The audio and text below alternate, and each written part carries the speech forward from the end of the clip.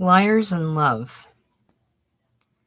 When Warren Matthews came to live in London with his wife and their 2-year-old daughter, he was afraid people might wonder at his apparent idleness. It didn't help much to say he was on a Fulbright because only a few other Americans knew what that meant. Most of the English would look blank or smile helpfully until he explained it, and even then they didn't understand. "Why tell them anything at all?" his wife would say. "Is it any of their business? What about all the Americans living here on private incomes?" And she'd go back to work at the stove, or the sink, or the ironing board, or at the rhythmic and graceful task of brushing her long brown hair. She was a sharp featured, pretty girl named Carol, married at an age she often said had been much too young, and it didn't take her long to discover that she hated London. It was big and drab and unwelcoming. You could walk or ride a bus for miles without seeing anything nice. And the coming of winter brought an evil-smelling sulphurous fog that stained everything yellow, that seeped through closed windows and doors to hang in your rooms and afflict your wincing, weeping eyes. Besides, she and Warden hadn't been getting along well for a long time. They may both have hoped for the adventure of moving to England might help set things right. But now it was hard to remember whether they'd hoped that or not. They didn't quarrel much. Quarreling had belonged to an earlier phase of their marriage, but they hardly ever enjoyed each other's company, and there were whole days when they seemed unable to do anything at all in their small, tidy basement flat without getting in each other's way. "Oh, sorry," they would mutter after each clumsy little bump or jostle. "Sorry." The basement flat had been their single stroke of luck. It cost them only a token rent because it belonged to Carol's English aunt Judith, an elegant widow of 70 who lived alone in the apartment upstairs and who often told them fondly how charming they were. She was very charming too. The only inconvenience, carefully discussed in advance, was that Judith required the use of her bathtub because there wasn't one in her own place. She would knock shyly at their door in the mornings and come in, all smiles and apologies, wrapped in a regal floor-length robe. Later, emerging from her bath in billows of steam with her handsome old pink old face as pink and fresh as a child's, she would make her way slowly into the front room. Sometimes she'd linger there to talk for a while, sometimes not. Once, pausing with her hand on the knob of the hallway door, she said, "Do you know, when we first made this living arrangement, when I agreed to sublet this floor, I remember thinking, oh, but what if I don't like them? And now it's all so marvelous, because I do like you both so very much." They managed to make pleased and affectionate replies. Then, after she'd gone, Warren said, "That was nice, wasn't it?" "Yes, very nice." Carol was seated on the rug, struggling to sink their daughter's heel into a red rubber boot. "Hold still now, baby," she said. "Give Mommy a break, okay?" The little girl, Kathy, attended a local nursery school called the Peter Pan Club every weekday. The original idea of this had been that it would free Carol to find work in London, to supplement the Fulbright income. Then it turned out there was a law forbidding British employers to hire foreigners unless it could be established that the foreigner offered skills unavailable among British applicants. And Carol couldn't hope to establish anything like that. But they'd kept Kathy enrolled in the nursery school anyway, because she seemed to like it. And also, though neither parent quite put it into words, because it was good to have her out of the house all day. And on this particular morning, Carol was especially glad of the prospect of the time alone with her husband. She had made up her mind last night that this was the day she would announce her decision to leave him. He must surely have come to agree by now that things weren't right. She would take the baby home to New York. Once they were settled there, she would get a job, secretary or receptionist or something, and make a life of her own. They would keep in touch by mail, of course, and when his Fulbright year was done, they could both think it over and discuss it then. All the way to the Peter Pan Club with Kathy chattering and clinging to her hand, And all the way back, walking alone and faster, Carol tried to rehearse her lines just under her breath. But when the time came, it proved to be a much less difficult scene than she'd feared. Warren didn't even seem very surprised, not at least in ways that might have challenged or undermined her argument. Okay, he kept saying gloomily without quite looking at her. Okay. Then after a while, he asked a troubling question. What'll we tell Judith? Well, yes, I've thought of that too, she said, and it would be awkward to tell her the truth. Do you think we could just say there's an illness in my family and that's why I have to go home? Well, but your family is her family. Oh, that's silly. My father was her brother, but he's dead. She's never even met my mother, and anyway, they'd been divorced for God knows how many years. And there aren't any other lines of communication or anything. She'll never find out. Warren thought about it. Okay, he said at last, but I don't want to be the one to tell her. You tell her, okay? Sure, of course, I'll tell her if it's all right with you. And that seemed to settle it. What to tell Judith as well as the larger matter of their separation. But late that night, after Warren had sat staring for a long time into the hot blue and pink glow of the clay filaments in their gas fireplace, he said, Hey, Carol? What? She was flapping and spreading clean sheets on the couch where she planned to sleep alone. What do you suppose he'll be like, this man of yours? What do you mean? What man of mine? You know, the guy you're hoping to find in New York. Oh, I know he'll be better than me in about 13 ways, and he'll certainly be an awful lot richer. But I mean, what'll he be like? What'll he be like? What'll he look like? I'm not listening to any of this. Well, okay, but tell me, what'll he look like? I don't know, she said impatiently. $1 bill, I guess. Less than a week before Carol's ship was scheduled to sail, the Peter Pan Club held a party in honor of Kathy's third birthday. It was a fine occasion of ice cream and cake for tea, as well as the usual fare of bread and meat paste, bread and jam, and cups of a bright fluid that was the English equivalent of Kool-Aid. Warren and Carol stood together on the sidelines, smiling at their happy daughter as if to promise her that one way or another they would always be her parents. So you'll be here alone with us for a while, Mr. Matthews, said Marjorie Blaine, who ran the nursery school. She was a trim, chain-smoking woman of 40 or so, long divorced, and Warren had noticed a few times that she wasn't bad. You must come round to our pub, she said. Do you know Finch's in the Fulham Road? It's a rather scruffy little pub, actually, but all sorts of nice people go there. And he told her he would be sure to drop by. Then it was the day of the sailing, and Warren accompanied his wife and child as far as the railroad station and the gate to the boat train. Isn't Daddy coming? Kathy asked, looking frightened. It's all right, dear, Carol told her. We have to leave Daddy here for now, but you'll see him again very soon. And they walked quickly away into the enclosing crowd. One of the presents given to Kathy at the party was a cardboard music box with a jolly yellow duck and a birthday card message on the front, and with a little crank on one side. When you turned the crank, it played a tinny rendition of Happy Birthday to You. And when Warren came back to the flat that night, he found it, among several other cheap, forgotten toys on the floor beneath Kathy's stripped bed. He played it once or twice as he sat drinking whiskey over the strewn books and papers on his desk. Then, with a child's sense of pointless experiment, he turned the crank the other way and played it backwards, slowly. And once he'd begun doing that, he found he couldn't stop, or didn't want to, because the rude little melody it made suggested all the loss and loneliness in the world. Dum-de-dum, da-da-da, dum-de-dum, da-da-da. He was tall and very thin, and always aware of how ungainly he must look, even when nobody was there to see, even when the whole of his life had come down to sitting alone and fooling with a cardboard toy, 3,000 miles from home. It was March of 1953, and he was 27 years old. Oh, you poor man, Judith said when she came down for her bath in the morning. It's so sad to find you all alone here. You must miss them terribly.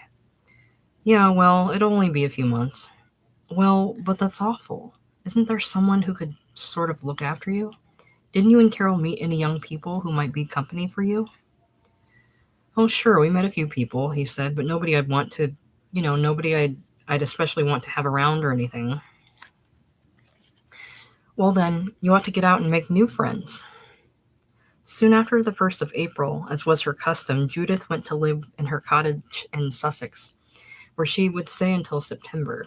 She would make occasional visits back to town for a few days, she explained to Warren, but don't worry, I'll always be sure to ring you up well in advance before I sort of descend on you again. And so he was truly alone. He went to the pub called Finch's one night with a vague idea of persuading Marjorie Blaine to come home with him, and then of having her in his own and Carol's bed. And he found her alone at the crowded bar, but she looked old and fuddled with drink. "Oh, I say, Mr. Matthews," she said, come and join me." "Warren," he said. "What?" "People call me Warren." "Ah, yes, well, this is England, you see. We're all dreadfully formal here." And a little later she said, "I've never quite understood what it is you do, Mr. Matthews." "Well, I'm on a Fulbright," he said. "It's an American scholarship program for students overseas. The government pays your way, and you—" "Yes! Well, of course, America is quite good about that sort of thing, isn't it? And I should imagine you must have a very clever mind." She gave him a flickering glance. People who haven't lived often do. Then she cringed, the pantomime evasion of a blow. "Sorry," she said quickly. "Sorry I said that." But she brightened at once. "Sarah," she called. "Sarah, do come and meet young Mr. Matthews, who wants to be called Warren." A tall, pretty girl turned from a group of other drinkers to smile at him, extending her hand, but when Marjorie Blaine said, "He's an American," the girl's smile froze and her hand fell. "Oh," she said, "how nice," and she turned away again. It wasn't a good time to be an American in London. Eisenhower had been elected and the Rosenbergs killed. Joseph McCarthy was on the rise in the war in Korea, with its reluctant contingent of British troops, had come to seem as if it might last forever. Still, Warren Matthews suspected that even in the best of times he would feel alien and homesick here. The very English language, as spoken by natives, bore so little relation to his own that there were far too many opportunities for missed points in every exchange. Nothing was clear. He went on trying, but even on better nights, in happier pubs than Finch's, and in the company of more agreeable strangers, he found only a slight lessening of discomfort, and he found no attractive, unattached girls. The girls, whether blandly or maddeningly pretty, were always fastened to the arms of men whose relentlessly witty talk could leave him smiling in bafflement. And he was dismayed to find how many of these people's innuendos, winked or shouted, dwelt on the humorous aspects of homosexuality. Was all of England obsessed with that topic? Or did it haunt only this quiet, interesting part of London where Chelsea met South Kensington along the Fulham Road? Then one night, he took a late bus for Piccadilly Circus.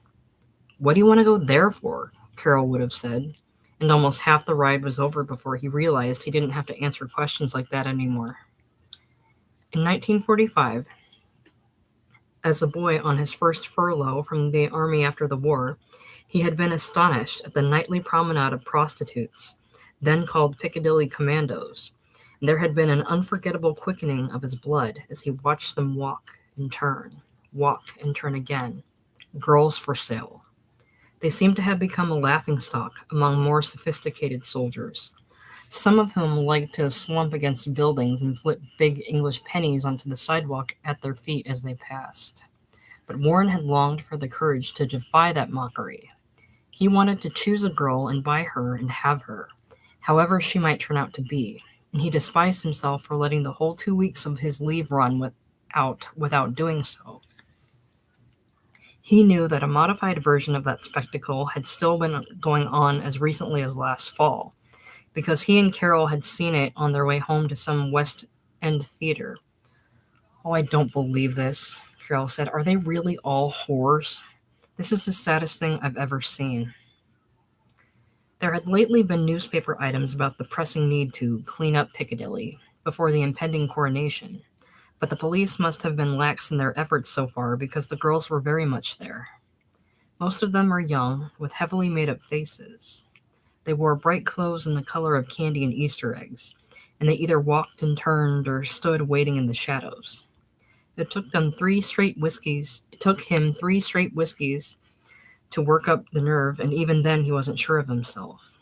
He knew he looked shabby. He was wearing a gray suit coat with old army pants, and his shoes were almost ready to be thrown away. But no clothes in the world would have kept him from feeling naked as he made a quick choice from among 4 girls standing along Shaftesbury Avenue and went up to her and said, "Are you free?" "Am I free?" she said, meeting his eyes for less than a second. "Honey, I've been free all my life." The first thing she wanted him to agree on before they'd walked half a block was her price. Steep, but within his means. Then she asked if he would mind taking a short cab ride. And in the cab she explained that she never used the cheap hotels and rooming houses around here, as most of the other girls did, because she had a 6-month-old daughter and didn't like to leave her for long. "I don't blame you," he said. "I have a daughter too." And he instantly wondered why he'd felt it necessary to tell her that.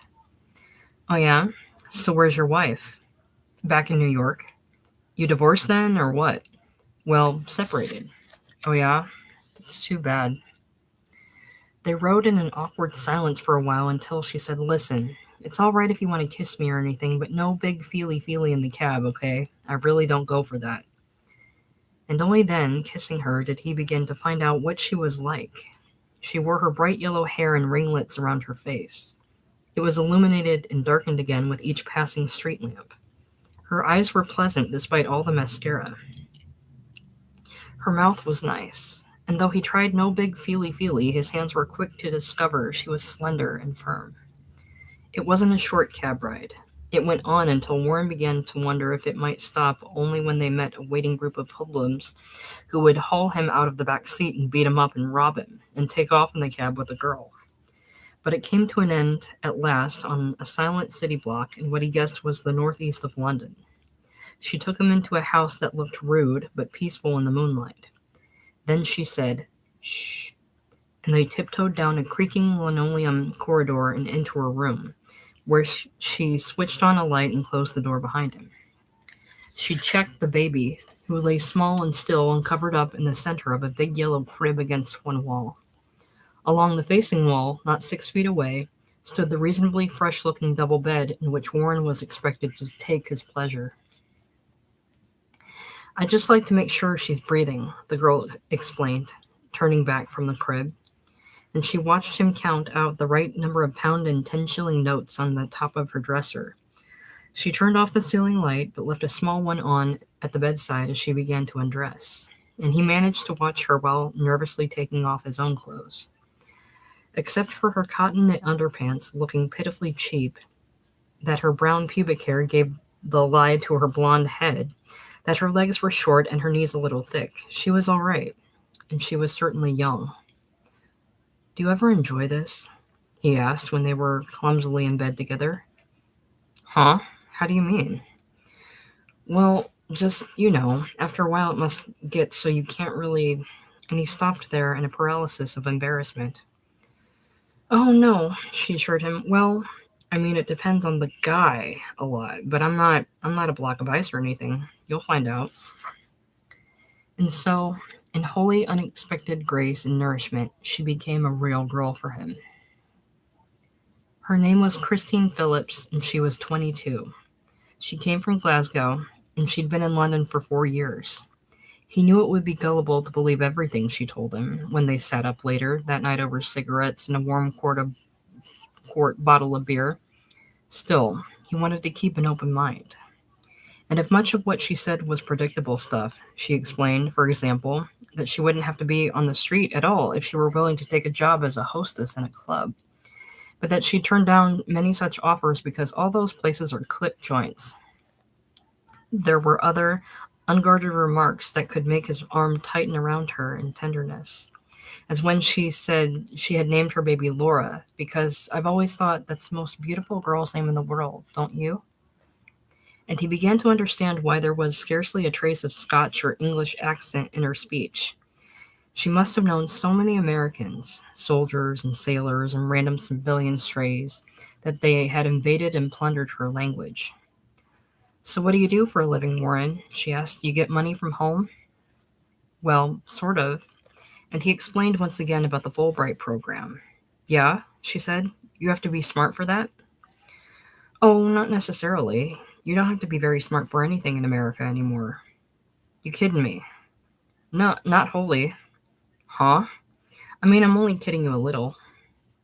And after a thoughtful pause, she said, well, I wish I could have had more schooling. I wish I was smart enough to write a book, because I'd have a hell of a book to write. Know what I'd call it? She narrowed her eyes and her finger sketched a suggestion of formal lettering in the air. I'd call it This is Piccadilly. Because, I mean, people don't really know what goes on. Ah, Jesus, I could tell you things that make your. Well, never mind. Skip it. Hey, Christine, he said later still, when they were back in bed. Uh huh. Want to tell each other the stories of our lives? Okay, she said with a child's eagerness, and so he had to explain again shyly that he was only kidding her a little. The baby's cry woke them both at 6 in the morning, but Christine got up and told him he could go back to sleep for a while. When he awoke again, he was alone in the room, which smelled faintly of cosmetics and piss. He could hear several women talking and laughing nearby, and he didn't know what he expected to do but get up and dress and find his way out of there. Here. Then Christine came to the door and asked if he would like a cup of tea. Why don't you come out if you're ready? She said as she carefully handed him the hot mug. And meet my friends, okay? And he followed her into the combination kitchen and living room whose windows overlooked a weed-grown vacant lot. A stubby woman in her 30s stood working at an ironing board with the electrical cord plugged into a ceiling fixture. And another girl of about Christine's age lay back in an easy chair wearing a knee-length robe and slippers with her bare pretty legs ablaze in the morning sunlight. A gas fireplace hissed beneath a framed oval mirror, and the good smells of steam and tea were everywhere. Warren, this is Grace Arnold, Christine said of the woman at the ironing board, who looked up to say she was pleased to meet him. And this is Amy. Amy licked her lips and smiled and said, Hi. You'll probably meet the kids in a minute, Christine told him. Grace has 6 kids. Grace and Alfred do, I mean. Alfred's the man of the house. And very gradually, as he sipped and listened, mustering appropriate nods and smiles and inquiries, Warren was able to piece the facts together. Alfred Arnold was an interior house painter, or rather, a painter and decorator. He and his wife, with all those children to raise, made ends meet by renting out rooms to Christine and Amy in full knowledge of how both girls earned their living. And so they all became a kind of family. How many polite, nervous men had sat on this sofa in the mornings, watching the whisk and glide of Grace Arnold's iron, helplessly intrigued with the sunny spectacle of Amy's legs, hearing the talk of these 3 women and wondering how soon it would be all right to leave. But Warren Matthews had nothing to go home to, so he began to hope this pleasant social occasion might last. You have a nice name, Warren, Amy told him, crossing her legs. I've always liked that name. Warren, Christine said, can you stay and have something to eat with us? Soon there was a fried egg on buttered toast for each of them, served with more tea around a clean kitchen table, and they all ate as daintily as if they were in a public place. Christine sat beside him, and once during the meal she gave his free hand a shy little squeeze. If you don't have to rush off, she said, while Grace was stacking the dishes, we can get a beer. The pub will be open in half an hour. Good, he said, fine. Because the last thing he wanted to do was rush off, even when all 6 children came clamoring in from their morning's play down the street, each of them in turn wanting to sit on his lap and poke fun at him and run jam-stained fingers through his hair. They were a shrill, rowdy crowd, and they all glowed with health. The oldest was a bright girl named Jane, who giggled as she backed away from him and said, Are you Christine's fella? I sure am, he told her. And he did feel very much like Christine's fella when he took her out alone to the pub around the corner. He liked the way she walked. She didn't look anything at all like a prostitute in her fresh tan raincoat with the collar turned up around her cheeks. and he liked her sitting close beside him on a leather bench against the wall of an old brown room where everything, even the mote-filled shafts of sunlight, seemed to be steeped in beer. "Look, Warren," she said after a while, turning her bright glass on the table. "Do you want to stay over another night?" "Well, no, the thing is I can't afford it." "Oh, I didn't mean that," she said, and squeezed his hand again. "I didn't mean for money. I meant just stay, because I want you to." Nobody had to tell him what a triumph of masculinity it was to have a young whore offer herself to you free of charge. He didn't even need From Here to Eternity to tell him that, though he would always remember how that novel came quickly to mind as he drew her face up closer to his own. She had made him feel profoundly strong. "Oh, that's nice," he said huskily, and he kissed her. Then, just before kissing her again, he said, "Oh, that's awfully nice, Christine."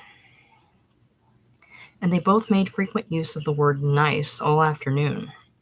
Christine seemed unable to keep away from him except for brief intervals when she had to attend to the baby. Once, when Warren was alone in the living room, she came dancing slowly and dreamily across the floor, as if to the sound of violins, and fell into his arms like a girl in the movies. Another time, curled fast against him on the sofa, she softly crooned a popular song called Unforgettable to him, with a significant dipping of her eyelashes over the title word whenever the lyrics brought it around. "Oh, you're nice, Warren," she kept saying. "You know that? You're really nice." And he would tell her again and again how nice she was, too. When Alfred Arnold came home from work, a compact and tired and bashfully agreeable-looking man, his wife and young Amy were quick to busy themselves in the ritual of making him welcome, taking his coat, readying his chair, bringing his glass of gin. But Christine held back, clinging to Warren's arm until the time came to take him up for a formal introduction to the man of the house. "Pleased to meet you, Warren," Alfred Arnold said. "Make yourself at home." There was corned beef with boiled potatoes for supper, which everyone said was very good, and in the afterglow Alfred fell to reminiscing in a laconic way about his time as a prisoner of war in Burma. "4 years," he said, displaying the fingers of one hand with only the thumb held down. 4 years. And Warren said it must have been terrible.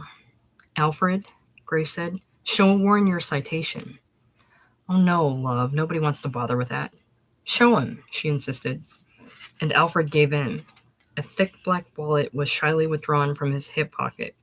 Then from one of its depths came a stained, much-folded piece of paper. It was almost falling apart at the creases, but the typewritten message was clear.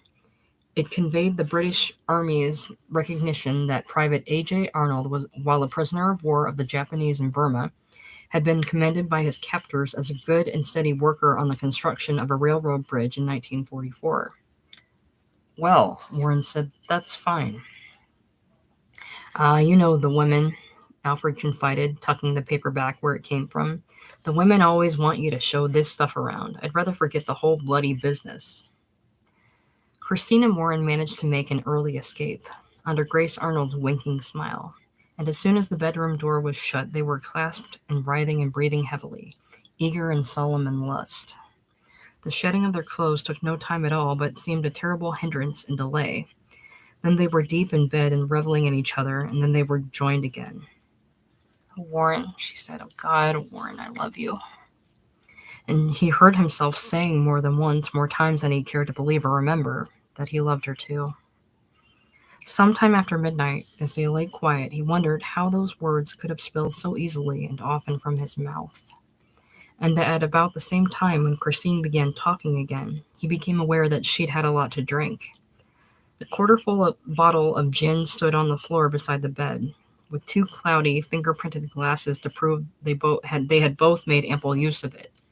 But she seemed to be well ahead of him now. Pouring herself still another one, she sat back in comfort against the pillows in the wall and talked in a way that suggested she was carefully composing each sentence for dramatic effect, like a little girl pretending to be an actress. "You know something, Warren? Everything I ever wanted was taken away from me. All my life. When I was 11, I wanted a bicycle more than anything in the world, and my father finally bought me one. Oh, it was only secondhand and cheap, but I loved it. And then that summer, same summer, he got mad and wanted to punish me for something. I can't even remember what. And he took it away. I never saw it again. Yeah, well, that must have felt bad, Warren said, but then he tried to steer the talk along less sentimental lines. What kind of work does your father do? Oh, he's a pen pusher for the gasworks. We don't get along at all, and I don't get along with my mother either. I never go home. No, but it's true what I said. Everything I ever wanted was, taken away from me. She paused there as if to bring her stage voice back under control, and when she began to speak again with greater confidence, it was in the low, hushed tones appropriate for an intimate audience of one. Warren, would you like to hear about Adrian, Laura's father? Because I'd really like to tell you if you're interested. Sure. Well, Adrian's an American Army officer, a young major, or maybe he's a lieutenant colonel by now, wherever he is. I don't even know where he is. And the funny part is, I don't care. I really don't care at all anymore. But Adrian and I had a wonderful time until I told him I was pregnant. Then he froze up. He just froze up. Oh, I suppose I didn't he'd asked me to marry him or anything. He had this rich society girl waiting for him back in the States. I knew that. But he got very cold, and he told me to get an abortion, and I said no. I said, I'm going to have this baby, Adrian. And he said, all right. He said, all right, but you're on your own, Christine. You'll have to raise this child any way you can. That was when I decided to go and see his commanding officer. His commanding officer? Well, somebody had to help. She said somebody had to make him see his responsibility. And God, I'll never forget that day. The regimental commander was this very dignified man named Colonel Masters, and he just sat there behind his desk and looked at me and listened, and he nodded a few times. Adrian was there with me, not saying a word. There were just the three of us in the office, and in the end, Colonel Masters said, well, Miss Phillips, as far as I can see, it comes down to this. You made a mistake. You made a mistake, and you'll have to live with it. Yeah, Warren said uneasily. Yeah, well, that must have been... But he didn't have to finish that sentence or to say anything else that might let her know he hadn't believed a word of the story, because she was crying. She had drawn up her knees and laid the side of her rumpled head on them as the sobs began. Then she set her empty glass carefully on the floor, slid back into bed, and turned away from him, crying and crying. Hey, come on, he said. Come on, baby, don't cry. And there was nothing to do but turn her around and take her in his arms until she was still. After a long time, she said, is there any more gin? Some. Well, listen, let's finish it, okay? Grace won't mind, or if she wants me to pay her for it, I'll pay her for it. In the morning, with her face so swollen from emotion and sleep that she tried to hide it with her fingers, she said, Jesus, I guess I got pretty drunk last night. That's okay, we both drank a lot. Well, I'm sorry, she said in the impatient, almost defiant way of people accustomed to making frequent apologies. I'm sorry. She had taken care of the baby and was walking unsteadily around the little room in a drab green bathrobe. Anyway, listen, will you come back, Warren? Sure, I'll call you today. No, there's no telephones here, but will you come back soon? She followed him out to the front door where he turned to see the limpid appeal in her eyes. If you come in the daytime, she said, I'll always be home. For a few days, idling at his desk or wandering the streets in the park in the first real spring weather of the year, Warren found it impossible to keep his mind on anything but Christine. Nothing like this could have ever been expected to happen in his life. A young Scotch prostitute in love with him. With a high, fine confidence that wasn't at all characteristic of him, he had begun to see himself as a rare and privileged adventurer of the heart. Memories of Christine in his arms whispering, "Oh, I love you," made him smile like a fool in the sunshine. And at other moments he found a different, subtler pleasure in considering all the pathetic things about her. The humorless ignorance, the cheap drooping underwear, the drunken crying, even her story of Adrian, a name almost certainly lifted from a woman's magazine, was easy to forgive, or would be, once he'd found some wise and gentle way of letting her know he knew it wasn't true. He might eventually have to find a way of telling her he hadn't really meant to say that he loved her too, but all that could wait. There was no hurry, and the season was spring. Know what I liked most about you, Warren? She asked very late in their third or fourth night together. Know what I really love about you? It's that I feel I can trust you. All my life, that's all I ever wanted. Somebody to trust. And you see, I keep making mistakes and making mistakes because I trust people who turn out to be. Shh, shh, he said. It's okay, baby. Let's just sleep now. Well, but wait a second. Listen a minute, okay? Because I really do want to tell you something, Warren. I knew this boy Jack. He kept saying he wanted to marry me and everything, but this was the trouble. Jack's a gambler. He'll always be a gambler. And I suppose you can guess what that meant. What did it mean? It meant money, that's what it meant. Stalking him, covering his losses, helping him get through the month until payday. Ah, Christ, it makes me sick just to think of it all now. For almost a year, and do you know how much of it I ever got back? Well, you won't believe this, but I'll tell you. Or, no, wait, I'll show you. Wait a second. She got up and stumbled and switched on the ceiling light in an explosion of brilliance that startled the baby, who whimpered in her sleep. It's okay, Laura, Christine said softly as she rummaged in the top drawer of her dresser. Then she found what she was looking for and brought it back to the bed. Here, she said, look, read this.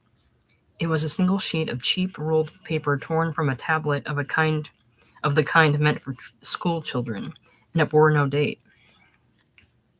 Dear Miss Phillips, enclosed is the sum of £2 10 shillings. This is all I can afford now, and there will be no more, as I am being shipped back to the U.S. next week for discharge and separation from the service. My commanding officer says you telephoned him 4 times last month and 3 times this month, and this must stop as, as he is a busy man and cannot be bothered with calls of this kind. Do not call him again, or this first sergeant either, or anyone else in the organization. Private John F. Curtis. Isn't that the damnedest thing? Christine said. I mean, really, Warren, isn't that the goddamnedest thing? Sure is. And he read it over again. It was the sentence beginning, my commanding officer, that seemed to give it all away, demolishing Adrian at a glance and leaving little doubt in Warren's mind that John F. Curtis had bothered her child. Could you turn the light off now, Warren? He said, handing the letter back to her. Sure, honey, I just wanted you to see that. And she had undoubtedly wanted to see if he'd be dumb enough to swallow the story too. When the room was dark again, she lay curled against his back. He silently prepared a quiet, reasonable speech. He would say, Baby, don't get mad, but listen. You mustn't try to put these stories over on me anymore. I didn't believe the one about Adrian, and I don't believe Jack the gambler either. So how about cutting this stuff out? Wouldn't it be better if we could sort of try to tell each other the truth? What stopped his mouth on thinking it over was that to say all that would humiliate her into wrath. She'd be out of bed and shouting in an instant, reviling him in the ugliest language of her trade until long after the baby woke up crying. And then there would be nothing but wreckage.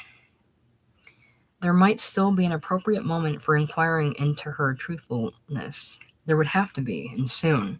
But whether it made him feel cowardly or not, he had to acknowledge, as he lay facing the wall, with her sweet arm around his ribs, that this wasn't the time. A few nights later at home, he answered the phone and was startled to hear her voice. Hi, honey. Christine? Well, hi, but how'd you get this number? You gave it to me, don't you remember? You wrote it down. Oh yeah, sure, he said, smiling foolishly into the mouthpiece, but this was alarming. The phone here in the basement flat was only an extension of Judith's phone upstairs. They rang simultaneously, and when Judith was home, she always picked up her receiver on the first or second ring. So listen, Christine was saying, can you come over Thursday instead of Friday? Because it's Jane's birthday and we're having a party. She'll be 9. After he'd hung up, he sat hunched for a long time in the attitude of a man turning over grave and secret questions in his mind. How could he have been dumb enough to give her Judith's number? And soon he remembered something else, a second dumb thing that brought him to his feet for an intense, dramatic pacing of the floor. She knew his address, too. Once in the pub, he had run out of cash and been unable to pay for all the beer, so he'd given Christine a check to cover it.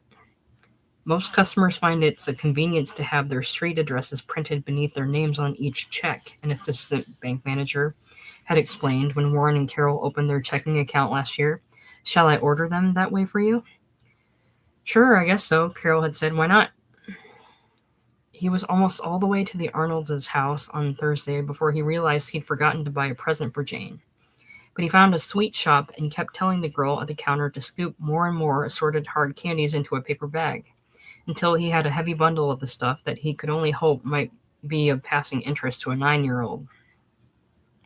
And whether it was or not, Jane's party turned out to be a profound success.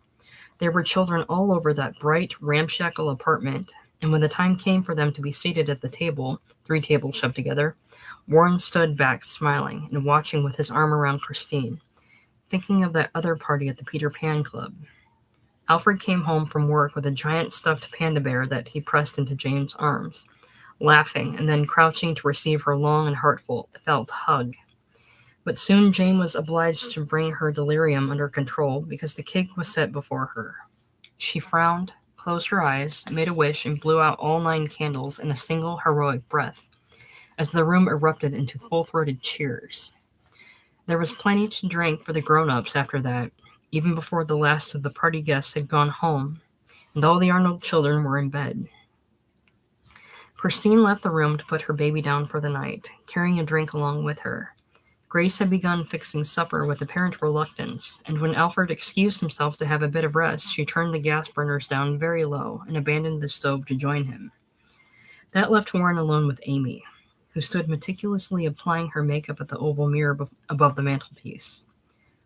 She was really a lot better looking than Christine, he decided as he sat on the sofa with a drink in his hand, watching her.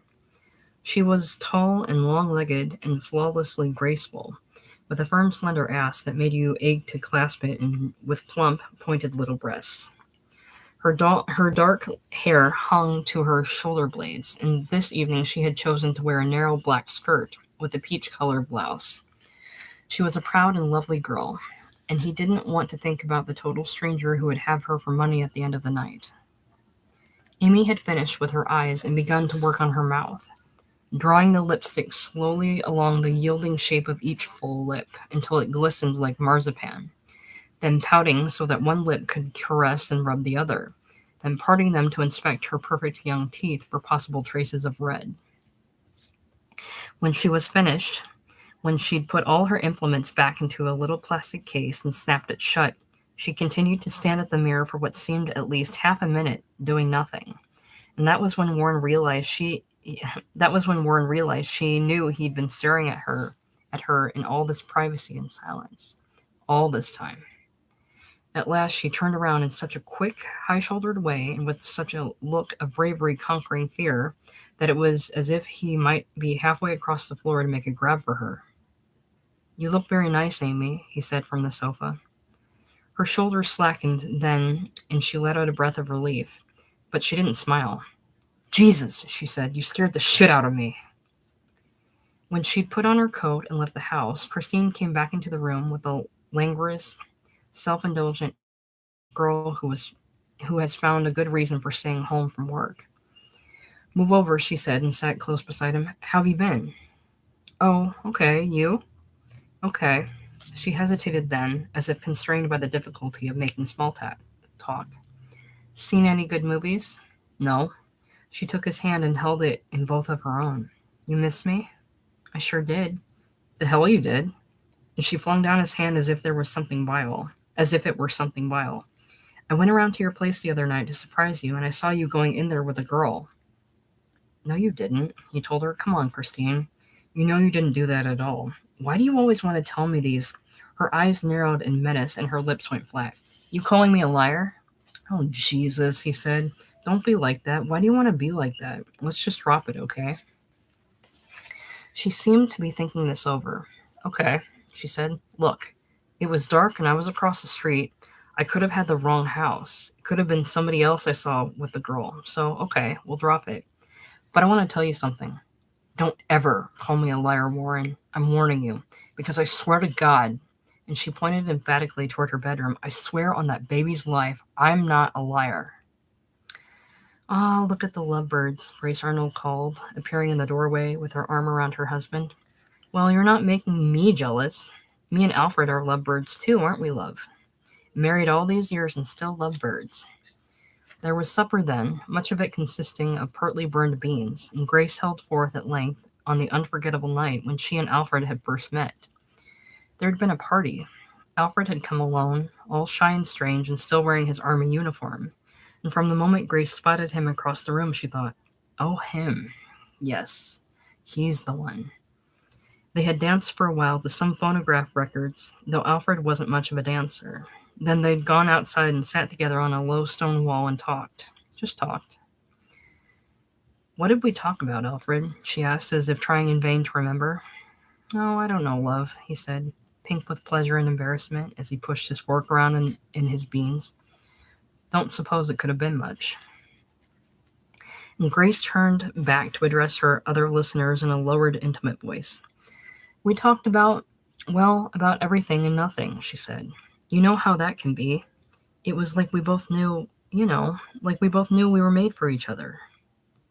This last statement seemed a little sentimental even for Grace's taste, and she broke off with a laugh. Oh, and the funny part, she said, laughing, the funny part was these friends of mine left the party a little after we did because they were going to the pictures. So they went up to the pictures and stayed for the whole show. Then they went round to the pub afterwards and stayed there till closing time.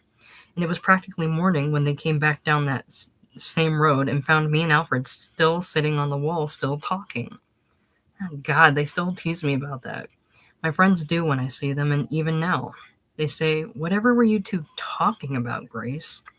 And I just laugh. I say, oh, never mind, we were talking, that's all. A respectful hush fell around the table. Isn't that wonderful?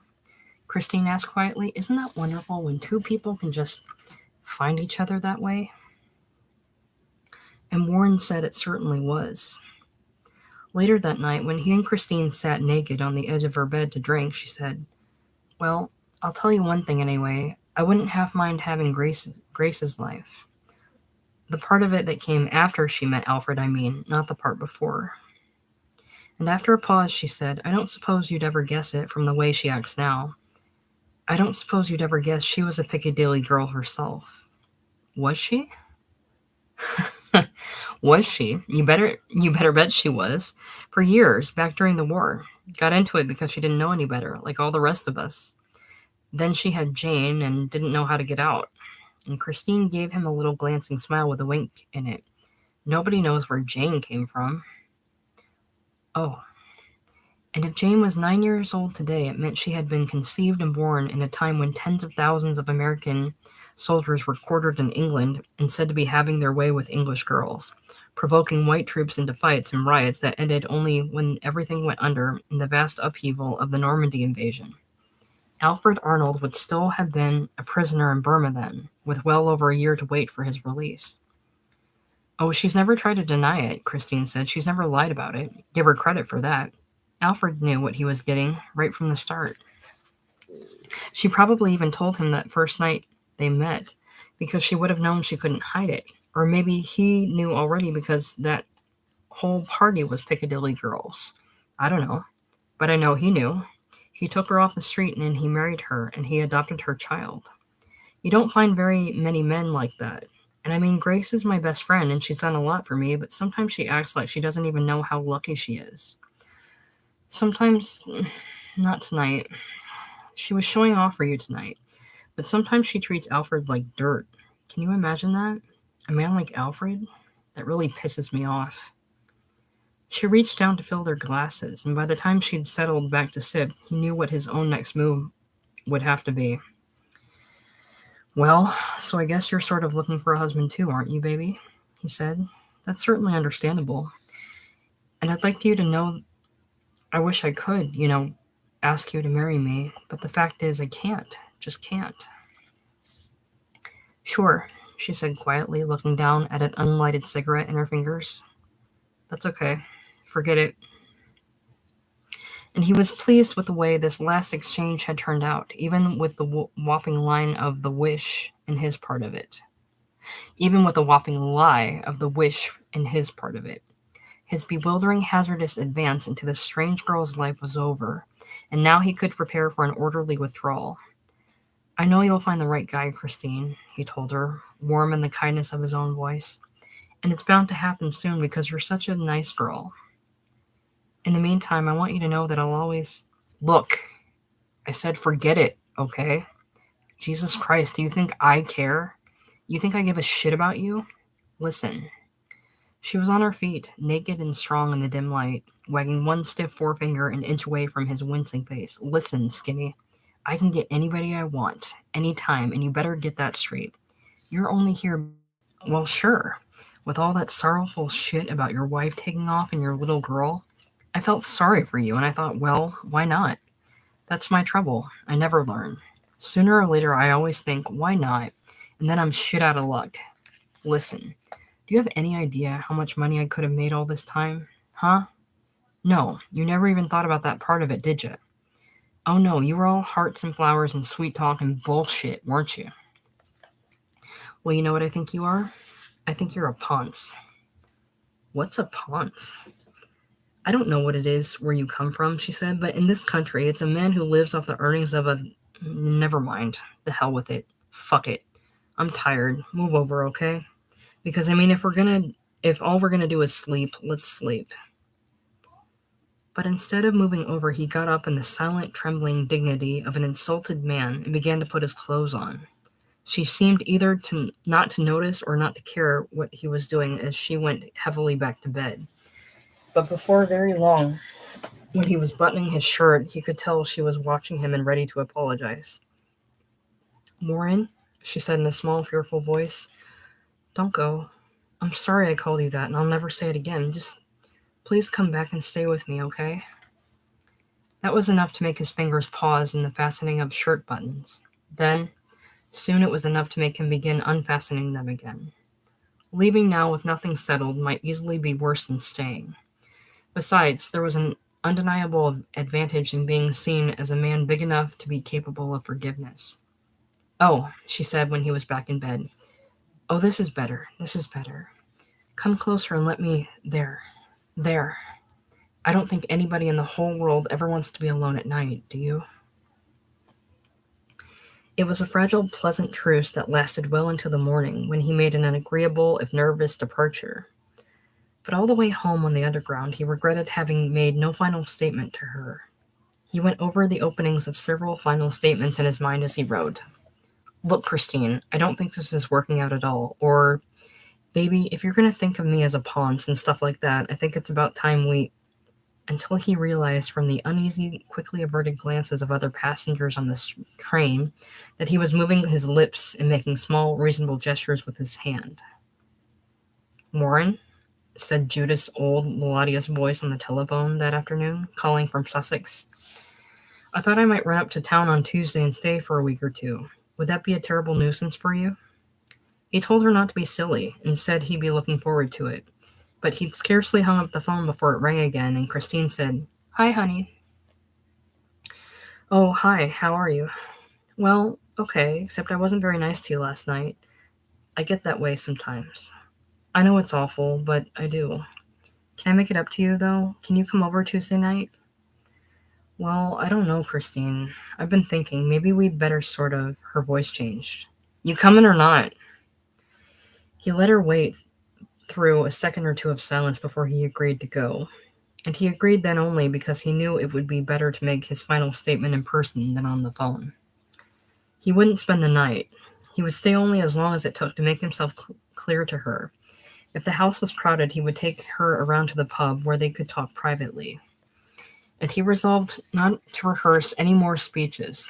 He would find the right words when the time came and the right tone.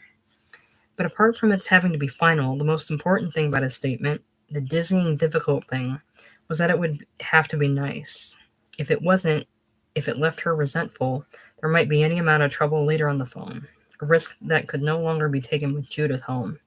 And there might be worse events even than that. He could picture Christine and himself as Judith's guests at afternoon tea in her sitting room.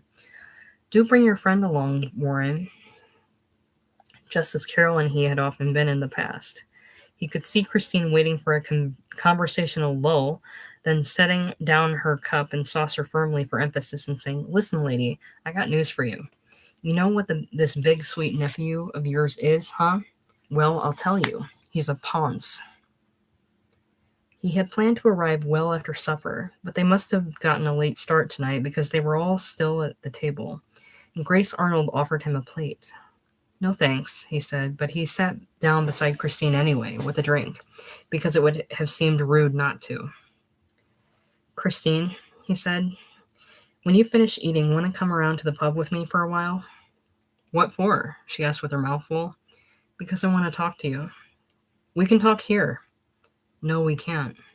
"So what's the big deal? We'll talk later then." And Warren felt his plans begin to slide away like sand. Amy seemed to be in a wonderful mood that night. She laughed generously at everything Alfred and Warren said. She sang a chorus of Unforgettable with at least as much feeling as Christine had brought to it. She backed away into the middle of the room, stepped out of her shoes, and favored her audience with a neat, slow little hip-switching dance to the theme music of the movie Moulin Rouge. "How come you're not going out tonight, Amy?" Christine inquired. "Oh, I don't know. I don't feel like it. Sometimes all I want to do is stay home and be quiet." "Alfred," Grace called, "see if there's any lime juice, because if there's lime juice, we can have gin and lime." They found dance music on the radio, and Grace melted into Alfred's arms for an old-fashioned waltz. "I love a waltz," she explained. "I've always loved a waltz." But it stopped abruptly when they waltzed into the ironing board, which struck everyone as the funniest thing they had ever seen. Christine wanted to prove she could jitterbug, perhaps in a rivalry with Amy's dance, but Warren made a clumsy partner for her. He hopped and shuffled and worked up a sweat and didn't really know how to send her whirling out to their arm's length and bring her whirling back, the way it was supposed to be done. So their performance too dissolved into awkwardness and laughter. "Oh, isn't it nice that we're all such good friends?" Grace Arnold said, earnestly breaking the seal on a new bottle of gin. "We can just be here and enjoy ourselves, and nothing else matters in the world as long as we're together, right?" "Right." Sometime later, Alfred and Warren sat together on the sofa, discussing points of difference and similarity in the British and American armies. A couple of old soldiers at peace. Then Alfred excused himself to get another drink, and Amy sank smiling into the place he had left, lightly touching Warren's thigh with her fingertips to establish the opening of a new conversation. "Amy," Christine said from across the room, "take your hands off Warren or I'll kill you." And everything went bad after that. Amy sprang to her feet in heated denial of any wrongdoing. Christine's rebuttal was loud and foul. Grace and Alfred stood with the weak smiles of spectators at a street accident, and Warren wanted to evaporate. "You're always doing that," Christine shouted. "Ever since I got you into this house, you've always been waving it around and rubbing it up against every man I bring home. You're cheap. You're a tart. You're a little slut." "And you're a whore," Amy cried just before bursting into tears. She lurched for the door then, but didn't make it. She was obliged to turn back with her fist in her mouth, her eyes bright with terror, in order to witness what Christine was saying to Grace Arnold. "All right, Grace, listen." Christine's voice was high and perilously steady. "You're my best friend, and you always will be, but you've got to make a choice. It's her or me. I mean it. Because I swear on that baby's life." And one arm made a theatrical sweep in the direction of her bedroom. "I swear on that baby's life I'm not staying in this house another day if she stays too." "Oh," Amy said, advancing on her. "Oh, that was a rotten thing to do. You're a filthy—" And the two girls were suddenly locked in combat, wrestling and punching or trying to punch, tearing clothes and pulling hair. Grace tried to separate them, a shrill, quivering referee, but she only got pummeled and pushed around herself until she fell down, and that was when Alfred Arnold moved in. "Shit," he said. "Break it up. Break it up." He managed to pull Christine away from Amy's throat and shove her roughly aside. Then he prevented Amy from any further action by throwing her down full length on the sofa, where she covered her face and wept. "Cows," Alfred said as he stumbled and righted himself. "Fucking cows." Put some coffee on, Grace suggested from the chair she had crawled to, and Alfred blundered to the stove and set a pan of water on the gas. He fumbled around for a bottle of instant coffee syrup and put a spoonful of the stuff into each of the 5 clean cups, breathing hard. Then he began stalking the room with the wide and glittering eyes of a man who never thought his life would turn out like this. Fucking cows, he said again. Cows. And with all his strength, he smashed his fist against the wall, his right fist against the wall. Well, I knew Alfred was upset, Christine said later, when she and Warren were in bed, but I didn't think he'd go and hurt his hand like that. His hand that way. That was awful. Can I come in? Grace asked with a timid knock on the door, and she came in looking happy and disheveled. She was still wearing her dress, but had evidently removed her garter belt from her black nylon stockings. For her black nylon stockings had fallen into wrinkles around her ankles and her shoes. Her naked legs were pale and faintly hairy. How's Alfred's hand? Christine inquired. Well, he's got it soaking in hot water, Grace said, but he keeps taking it out and trying to put it in his mouth. He'll be all right. Anyway, listen though, Christine. You're right about Amy. She's no good. I've known that ever since you brought her here. I didn't want to say anything because she was your friend. But that's the God's truth.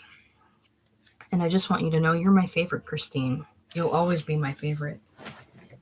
Lying and listening, with the bedclothes pulled up to his chin, Warren longed for the silence of home. Remember the time she lost all the dry cleaning tickets and lied about it? Oh, and remember when you and me were getting ready to go to the pictures that day, Grace said, and there wasn't time to fix sandwiches, so we had egg on toast instead because it was quicker? And she kept hanging around saying, "What are you making eggs for?" She was so mad and jealous because we hadn't asked her to come along to the pictures. She was acting like a little kid. Well, she is a little kid. She doesn't have any maturity at all. Right. You're absolutely right about that, Christine. And I'll tell you what I've decided to do. I'll tell her first thing in the morning. I'll simply say, "I'm sorry, Amy, but you're no longer welcome in my home." Warren got out of the house before dawn and tried to sleep in his own place, though he couldn't hope for more than an hour or two because he had to be up and dressed and smiling when Judith came down for her bath. "I must say, you're certainly looking well, Warren," Judith told him. "You look as calm and fit as a man thoroughly in charge of his life. There isn't a trace of that haggard quality that used to worry me about you sometimes." "Oh," he said. "Well, thanks, Judith. You're looking very well, too, but then, of course, you always do."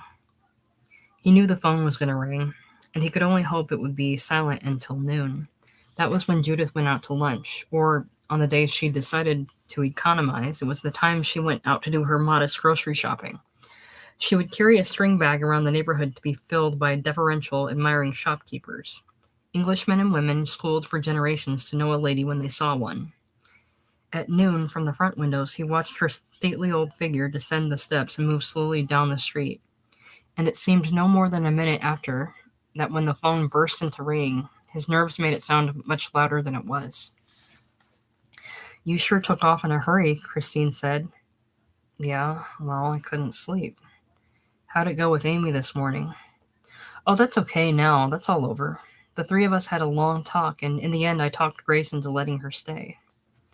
"Well, good. Still, I'm surprised she'd want to stay." "Are you kidding? Amy? You think she has to go? Jesus, if you think Amy has anywhere else to go, you're out of your mind. And I mean, you know me, Warren. I get all upset sometimes, but I couldn't ever just turn somebody out on the street." She paused, and he could hear the faint rhythmic click of her chewing gum. He hadn't known until then that she ever chewed gum. For a moment, it occurred to him that having her in this placid, rational, gum-chewing frame of mind might be his best opportunity yet for breaking it off with her. Over the telephone or not, but he hadn't quite organized his opening remarks before she was talking again. "So listen, honey, I don't think I'll be able to see you for a while. Tonight's out, and tomorrow night too, and all through the weekend." And she gave a quietly harsh little laugh. "I've got to make some money, don't I?" "Well, sure," he said. "Sure you do. I know that." And not until those agreeable words were out of his mouth did he realize they were exactly the kind of thing a Ponce might say. I might be able to come around to your place some afternoon, though, Christine suggested. No, don't do that, he said quickly. I'm almost always out at the library in the afternoon. They settled on an evening in the following week at her place at 5, but something in her voice made him suspect even then that she wouldn't be there. That intentionally failing to keep this appointment would be her inarticulate way of getting rid of him, or at least of making a start at it. Nobody's Ponce could expect to last forever. And so when the day and the hour came, he wasn't surprised to find her gone. Christine's not here, Warren, Grace Arnold explained, backing politely away from the door to let him come in. She said to tell you she'd call. She had to go up to Scotland for a few days. Oh, is there trouble at home then? How do you mean trouble? Well, I just mean is there and Warren found himself mouthing the same lame alibi that Carol and he had once agreed would be good enough for Judith, in what now seemed another life. Is there an illness in her family or something like that? That's right, yes. Grace was visibly grateful for his help. There's an illness in her family. And he said he was sorry to hear it. Can I get you something, Warren? No thanks. I'll see you, Grace. Turning to leave, he found that the words for a cool final exit line were already forming themselves in his mind. But he hadn't yet reached the door when Alfred came in from work, looking embarrassed, with his forearm encased in a heavy plaster cast from the elbow to the tips of the splinted fingers and hung in a muslin sling. Jesus, Warren said, that sure looks uncomfortable. You get used to it, Alfred said, like everything else. Know how many bones he broke, Warren? Grace asked, almost as if she were boasting. 3. 3 bones. Wow, well, how can you do any work, Alfred, with a hand like that? Oh, well. And Alfred managed a small, self-deprecating smile. They give me all the cushy jobs. At the door, holding the knob in readiness, Warren turned back and said, Tell Christine I stopped by, Grace, okay? And you might tell her, too, that I don't believe a word of anything you said about Scotland. Oh, and if she wants to call me, tell her I said not to bother.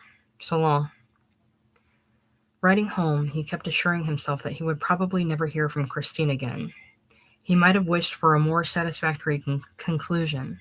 Still, perhaps no satisfactory conclusion would ever have been possible. And he was increasingly pleased with that last thing he'd said. If she wants to call me, tell her I said not to bother. That under the circumstances, he had just the right message, delivered in just the right way. It was very late at night when the phone rang the next time. Judith was almost certainly asleep, and Warren sprang to pick it up before it could wake her. Listen, Christine said, her voice empty of all affection, and even of all civility, like that of an informer in a crime movie. I'm just calling because this is something you ought to know. Alfred's mad at you. I mean, really mad. He is? Why? And he could almost see the narrowing of her eyes and lips. Because you called his wife a liar.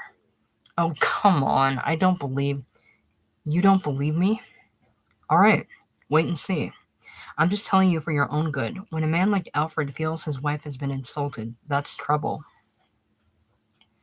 The next day was Sunday. The man of the house would be home, and it took Warren most of the morning to decide that he'd better go there and talk to him.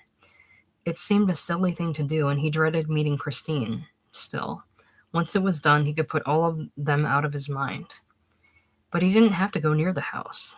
Turning the corner into the last block, he met Alfred and the 6 children walking up the street, all dressed up for some Sunday outing, possibly to the zoo. Jane seemed glad to see him. She was holding Alfred's good left hand and wearing a bright pink ribbon in her African hair. Hi, Warren, she said as the younger ones came to a stop and clustered around. Hi, Jane. You look really nice. And then he faced the man. Alfred, I understand I owe you an apology. Apology? What for? Well, Christine said you were angry with me for what I said to Grace. Alfred looked puzzled, as if contemplating issues too complex and subtle ever to be sorted out. No, he said. No, there was nothing like that. Okay then, good. But I wanted to tell you I didn't mean any, With a slight grimace, Alfred hitched his cast into a better position in the sling. Piece of advice for you, Warren, he said. You don't ever want to listen to the women too much. And he winked like an old comrade. When Christine called him again, it was in a rush of girlish ebullience, as if nothing had ever gone wrong between them. But Warren would never know what brought about the change, nor ever need to weigh its truth or falsehood. Honey, listen, she said. I think it's mostly all blown over at home now. I mean, he's all calmed down and everything. So if you want to come over tomorrow night or the next night or whenever you can, we can have a nice. Now, wait a minute, he told her. You just listen to me a minute, sweetheart. Oh, and by the way, I think it's about time we cut out all the honey and the sweetheart stuff, don't you? Listen to me. He had gotten to his feet for emphasis, standing his ground with a telephone cord snaked tight across his shirt and his free hand clenched into a fist that shook as rhythmically in the air as that of an impassioned public speaker as he made his final statement. Listen to me. Alfred didn't even know what the hell I meant when I tried to apologize. Didn't even know what the hell I was talking about. Do you understand me? All right, that's one thing. Here's the other thing. I've had enough. Don't be calling me anymore, Christine. Do you understand me? Don't be calling me anymore. Okay, honey, she said in a quick, meek voice that was almost lost in the sound of her hanging up. And he was still gripping the phone at his cheek, breathing hard when he heard the slow and careful deposit of Judith's receiver into its cradle upstairs. Well, all right. And who cared? He walked over to a heavy cardboard box and kicked it hard enough to send it skidding 3 or 4 feet away and release a shuddering cloud of dust. Then he looked around for other things to kick, or to punch, or to smash, and break.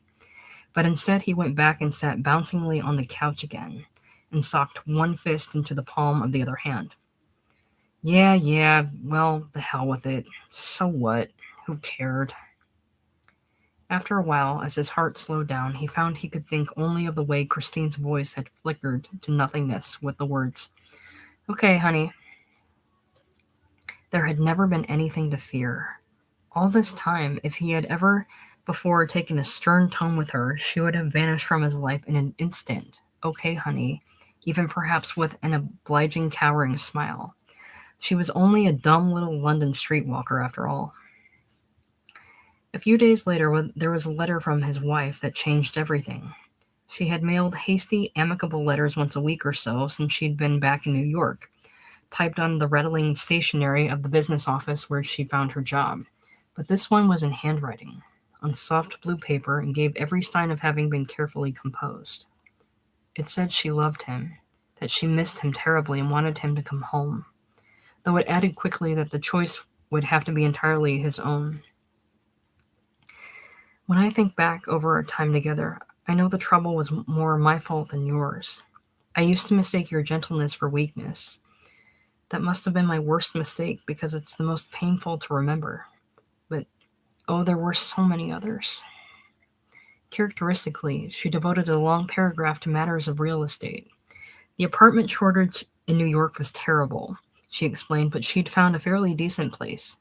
3 rooms on the second floor in a not bad neighborhood, and the rent was surprisingly. He hurried through the parts about the rent and the lease and the dimensions of the rooms and windows, and he lingered over the end of her letter. The Fulbright people won't object to your coming home early if you want to, will they? I do hope you will. That you'll want to, I mean. Kathy keeps asking me when her daddy is coming home, and I keep saying soon. I have a terrible confession, Judith said over tea in her sitting room that afternoon. I listened in to your talk on the phone the other night, and then, of course, I made the silly mistake of hanging up before you did. So you certainly must have known I was there. I'm frightfully sorry, Warren. Oh, he said, well, that doesn't matter. No, I suppose it does, really. If we're going to live in close quarters, I suppose there'll always be these small invasions of privacy. But I did want you to know well, never mind, you know. Then after a moment she gave him a sly, teasing look. I wouldn't have expected you to have such a temper, Warren. So harsh. So loud and domineering. Still, I must say I didn't much care for the girl's voice. She sounded a bit vulgar. Yeah, well, it's a long story. And he looked down at his teacup, aware that he was blushing, until he felt it would be all right to look up again and change the subject. Judith, I think I'll be going home pretty soon. Carol's found a place for us to live in New York, so as soon as I. Oh, then you've settled it, Judith said. Oh, that's marvelous. Settled what? Whatever it was that was making you both so miserable. I'm so glad. You didn't ever really think I believed that the nonsense about the illness in the family, did you? Has any young wife ever crossed the ocean alone for a reason like that? I was even a little annoyed with Carol for assuming I believed it. I kept wanting to say, tell me, dear, tell me. Because you see, when you're old, Warren, her eyes began to leak and she wiped them ineffectually with her hand. When you're old, you want so much for the people you love to be happy. On the night before his sailing, with his bags packed and with the basement flat as clean as a whole day's scrubbing could make it, Warren set to work on the final task of clearing his desk. Most of the books could be thrown away, and all the necessary papers could be stacked and made to fit the last available suitcase space. Christ, he was getting out of here. Oh, Christ, he was going home. But when he gathered up the last handful of stuff, it uncovered the little cardboard music box. He took the time to play it backwards, slowly, as if to remind himself forever of its dim and melancholy song. He allowed it to call up a vision of Christine in his arms, whispering, "Oh, I love you," because he would want to remember that too, and then he let it fall into the trash.